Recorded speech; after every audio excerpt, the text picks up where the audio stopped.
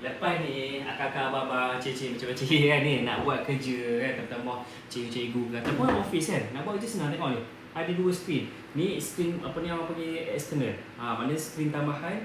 Contoh tengok belakang yang saya tunjuk ni, nampak ni. Contoh lah sambil kita nak tengok cerita sini ke tengok dengar lagu apa semua kan.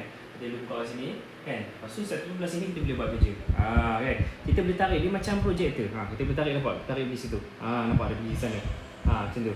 So memang senang lah nak buat kerja. Ada dua skrin tu. Yang shortnya dia siap ada speaker external lagi. Bila kita cucuk je laptop tadi because of space kan, laptop semua.